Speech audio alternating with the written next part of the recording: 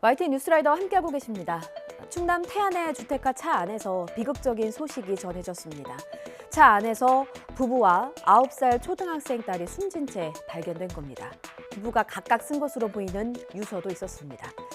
어린 딸은 수년간 소아당뇨를 앓고 있었다고 합니다. 어린이들이 많이 걸려서 소아당뇨로도 불리는 일형 당뇨는 완치가 어렵다고 합니다. 환자들은 평생을 매일 하루에도 여러 번 인슐린을 맞아야 한다고 합니다. 고작 9살인데 연필보다는 주사바늘이 더 일상이었을 테고요. 당뇨 탓에 아이들이 좋아하는 사탕은커녕 식단 하나하나에도 부모는 온 신경이 곤두섰을 겁니다. 지난하고 고통스러운 딸의 투병 생활에 생활고의 그늘도 깊어졌을 테지요. 그 고통의 깊이를 고민으로 지새웠을 숱한 밤들을 저는 감히 헤아리지도 못하겠습니다. 그런데 그래도요, 이 선택은 아니었습니다. 9살 딸은 세상에서 가장 사랑했고 가장 의지했을 부모에게 살해를 당한 것입니다. 이 같은 사례가 한두 번도 아니어서 더 절망스럽고 마음이 미어집니다. 안타깝고 비극적인 일 막을 수는 없는 걸까요? 전문가들의 조언을 들어봤습니다. 양동훈 기자입니다. 시골 주택 앞에 검정 SUV 한 대가 덩그러니 놓여 있습니다. 그 안에서 부부와 초등학생 딸이 숨진 채 발견됐습니다. 가위가 지었사걸래 쳐다보니까는 차가 오던거려. 그래서 그냥 올라가 봤죠. 자식같이 그렇게 보다가 그랬다 소리 들으니까 그냥. 경찰은 지병을 앓고 있던 딸의 건강이 급격하게 나빠지면서 부부가 많이 힘들어했다는 진술을 확보했다고 설명했습니다. 안타깝게도 부모나 어느 한쪽이 자녀를 살해한 뒤 극단적 선택을 하는 경우가 최근 증가하고 있습니다. 아동권리보장원 통계에 따르면 이렇게 해서 숨진 자녀의 수가 지난 2019년 9명에서 3년 만에 14명으로 늘었습니다. 부모의 주변 사람들, 그다음에 그 사회복지적인 측면들 이런 것들에 대한 사례 분석이 다 이루어지고 이 위험 요인이 뭔지 이런 것들을 분석할 수 있는 연구가 이루어져야 된다고 생각합니다. 하지만 가해자가 함께 숨진 사건은 공소권 없음 처리가 되기 때문에 재판이 열리는 일반적인 사망 사건들과는 달리 정보가 잘 공유되지 않는다고 지적했습니다. 그러면서 수사기관과 민간 전문가들이 함께 구성한 위원회를 통해 인식 개선과 재발 방지를 위한 대안을 마련해 나가야 한다고 강조했습니다. 일행들과 밤거리에 서 있던 청년이 중앙선을 넘어온 차에 치였습니다. 사이드미러까지 접힐 정도의 충격이었습니다. 그런데 차량은 도주했습니다.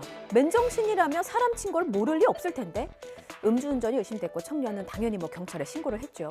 그런데 한 달 뒤에 이 청년은 피해자가 아니라 피의자 조사를 받아야 하는 처지가 됐습니다.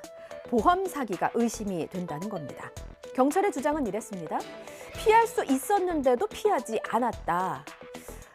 중앙선을 넘은 차량을 피하는 게 그렇게 쉬운 거면 뺑소니 신고 접수했을 때 운전자 신병 확보 왜 안 하셨을까요? 주소도 알고 전화번호도 다 아셨다면서. 그런데 제가 이렇게 묻지는 않겠습니다. 다만 보험 사기로 의심할 만한 정황이 있는지 시청자 여러분께서 직접 보셔야 할 것 같아요. 나연호 기자입니다. 지난해 11월 11일 밤 11시가 넘은 시각 광주 옛 도심의 술집거리. 22살 박모 씨는 일행들과 있다가 사고를 당했습니다. 다른 주점을 가기 위해서 이야기를 하고 있는데 차량 한 대가 오더니 중앙선을 넘어서 저를 치고 뺑소니한 뒤 도주했어요. 박 씨와 부딪힌 충격으로 도주한 승용차의 왼쪽 사이드 미러는 접힌 상태. 곧바로 박 씨는 112에 전화를 걸어 음주운전이 의심된다며 뺑소니 신고를 했습니다. 그런데 그로부터 한 달 뒤 박 씨는 경찰로부터 난데없이 피의자 조사를 받으라는 연락을 받았습니다. 보험 사기가 의심된다는 것이었습니다. 모르는 상황에서 박히고 갔는데 치이고 갔는데 근데 이게 저한테 보험 사기라고 하니까 좀 억울한 상황인 것 같습니다. 경찰은 박 씨가 중앙선을 넘어오는 차량을 피할 수 있었는데도 피하지 않았다고 보고 있습니다. 또 경찰에서는 오른팔이 다쳤다고 했는데 CCTV에는 차량이 왼팔을 충격한 것으로 찍혔다는 겁니다. 오른손에 우리 지나선을 떼어보고 그런데 우리가 봤을 때는 왼손이거든요. CCTV 화면에서 딱 나와버리는 거예요. 이게 우리가 봤을 때 충분히 좀 피할 수도 있었고. 박 씨를 치료한 한방병원에서는 사고 당시 왼쪽 충격으로 인한 반사적인 근육 긴장으로 오른쪽 어깨 통증과 허리 등도 치료했다는 소견서를 낸 상태. 박 씨는 합의금 등 돈 얘기는 꺼낸 적도 없습니다. 그런데 YTN 취재 결과 사고 차량 운전자는 무면허로 드러났습니다. 사고 차량 운전자의 어머니는 신고자에게 사고 처리를 하지 않고 원만하게 해결되기를 바란다는 문자를 보내기도 했습니다. 하지만 경찰이 차량 운전자의 신병을 확보하지 않아 사고 당시 술을 마셨는지는 확인할 수 없게 됐습니다. 이에 대해 경찰은 차량 번호를 통해 집 주소는 확인했으나 사안이 경미하고 운전자가 전화를 받지 않았다고 말했습니다.